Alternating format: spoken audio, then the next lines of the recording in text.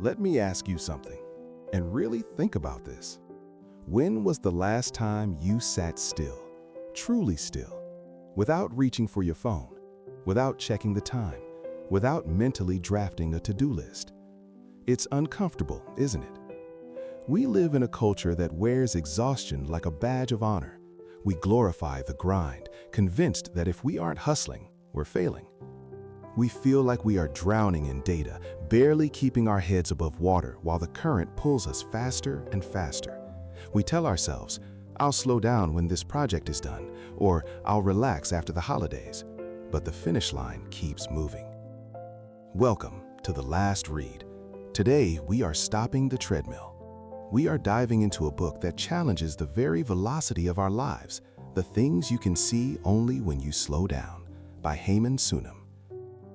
Now, when you hear Zen Buddhist teacher, you probably picture an elderly sage in a Himalayan cave, cut off from Wi-Fi and taxes. It's easy to preach calmness when you don't have a mortgage, right? But Haemin Sunim is different. He didn't just study in a monastery, he studied at Berkeley, Harvard, and Princeton. In South Korea, he earned the nickname the Twitter monk because he dispensed wisdom right there in the social media feed amidst the doom-scrolling and political arguments.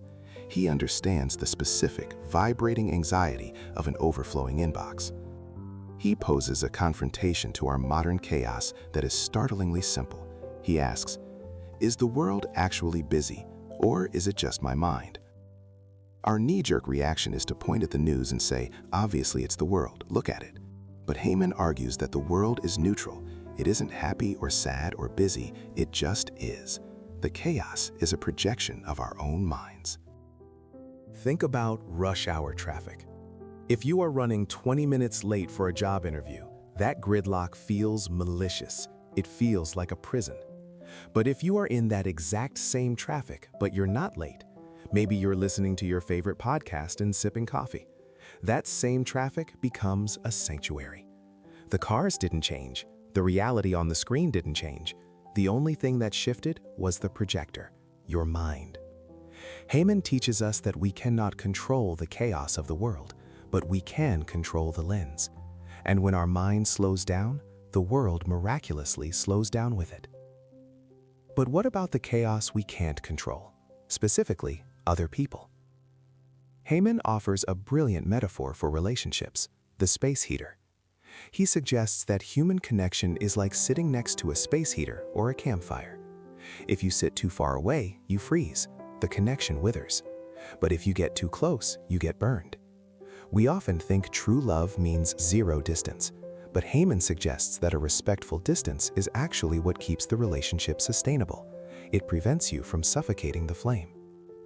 Even with the perfect distance, however, negative emotions will arise: anger, jealousy, disappointment. In the West, we tend to either fight these emotions or distract ourselves from them. Haemin suggests a third option: treat your heart like a guest house. When a negative emotion knocks, don't slam the door, but don't give it a permanent room key either. Observe it.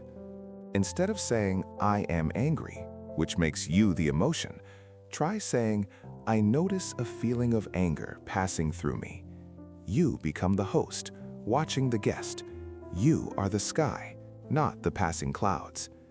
By simply observing the storm without judging it, the energy changes, and eventually, the guest leaves. This ability to observe rather than react is crucial because life rarely follows our plans. We try to live life like a classical symphony, scripted, rehearsed, perfect.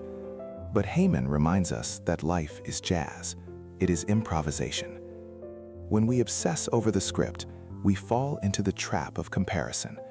We look at everyone else's highlight reels and feel like we are falling behind. But Haemin writes, life isn't a 100-meter race against your friends, but a lifelong marathon against yourself. There is no prize for finishing first. When you stop trying to run someone else's race, the anxiety lifts.